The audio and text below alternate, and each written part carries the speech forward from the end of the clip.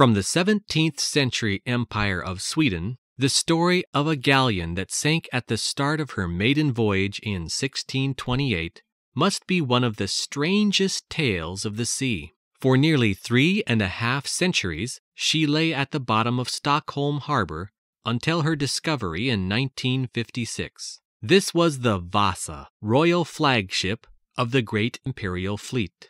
King Gustavus Adolphus, the Northern Hurricane, then at the height of his military success in the 30 Years' War, had dictated her measurements and armament. Triple gun decks mounted 64 bronze cannon. She was intended to play a leading role in the growing might of Sweden.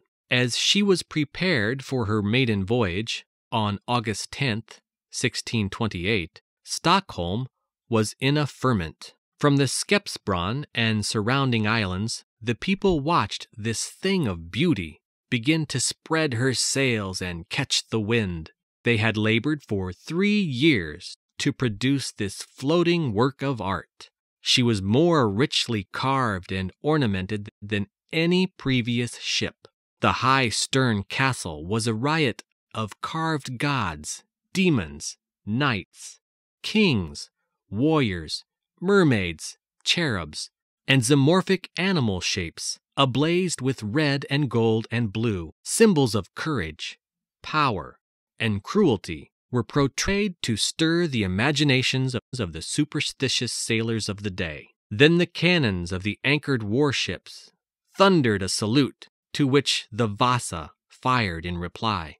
As she emerged from her drifting cloud of gun smoke, with the water churned to foam beneath her bow, her flags flying, pennants waving, sails filling in the breeze, and the red and gold of her superstructure ablaze with color, she presented a more majestic spectacle than Stockholmers had ever seen before. All gun ports were open, and the muzzles peeped wickedly from them.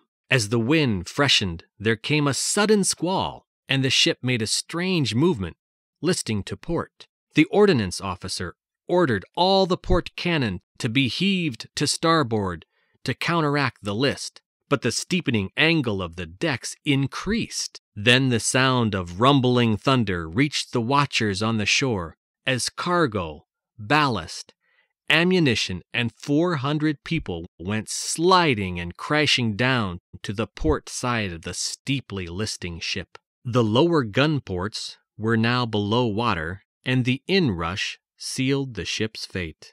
In that first glorious hour, the mighty Vasa, which was intended to rule the Baltic, sank with all flags flying in the harbor of her birth.